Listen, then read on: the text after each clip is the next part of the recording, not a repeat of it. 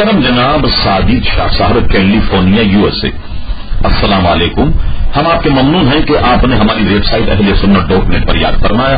آپ نے یہ سوال کیا کہ علماء کرام مودودی سے متعلق کیا فرمائیں، کیا مجھے ان کی مسجد میں جمعہ ادا کرنا چاہیے؟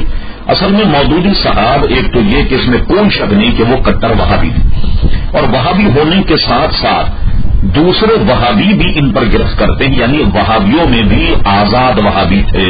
بات تو بہت بری ہے مگر کہنے دیجیے. یعنی یہ ان کی صورت وہ ہے کہ کریلا نیم چڑھا، کریلا پہلے سے کڑوا ہوتا اور اس کی بیل اگر نیم چڑھ جائے تو کتنی کڑوی ہوگی.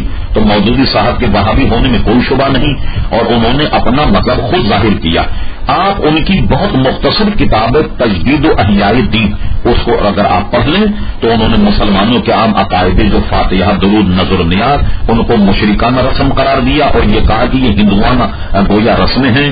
امام مہدی کے متعلق ان کا عقیدہ بڑا عجیب و غریب ہے، اور وہ یہ فرماتے ہیں اپنی کتاب تجدید احیاء دین میں کہ تاریخ پر نظر ڈالنے سے معلوم ہوتا ہے کہ آج تک کوئی کامل مجدد پیدا نہیں ہوا، بلکہ آگے چل کے لکھتے ہیں کہ قریب تھا کہ حضرت عمر بن عبد العزیز اس منصب پر فائز کیے جاتے، مگر حضرت عمر ابن عبد العزیز بھی کامیاب نہیں ہوئے. انہوں نے امام غزالی رحمۃ اللہ علیہ پر گرفت کر کے یہ تک کہہ دیا کہ امام غزالی جو تھے وہ حدیث کے معاملے میں بہت کمزور تھے اور تصوف کی جانب ضرورت سے زیادہ مائل تھے.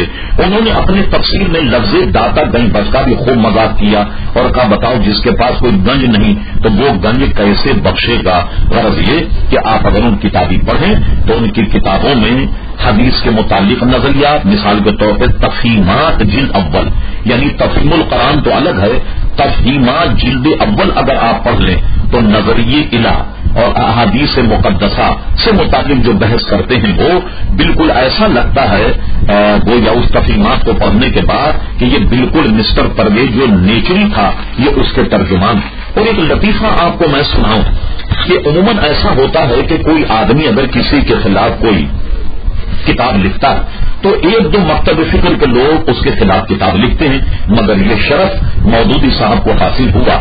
تبلیغی جماعت والے عموماً مشہور، حالانکہ قطعتاً تو وہاں بھی آپ ان کے متعلق کچھ کرنی نہیں رہنی چاہیے. تبلیغی جماعت کے لوگ جو اپنے آپ کو یہ کہتے کہ ہم کسی کو کچھ نہیں کہتے، تبلیغی جماعت کے سربراہ مولوی محمد زکریا صاحب نے بھی مودودی صاحب کے رد میں کتاب لکھی. کوثر نیازی صاحب جماعت اسلامی کے جنرل سیکرٹری تھے، انہوں نے مودودی صاحب اور جماعت اسلامی کے رد میں کتاب لکھی. اسی طریقے سے تنظیم اسلامی ہے ڈاکٹر اسرار صاحب، ڈاکٹر اسرار صاحب کا تعلق بھی مودودی صاحب سے بہت گہرا رہا اور وہ جماعت اسلامی سے وابستہ رہے. آپ کو سن کے حیرت ہوگی کہ ڈاکٹر اسرار صاحب نے سب سے موٹی کتاب لکھی مودودی صاحب کے بارے میں.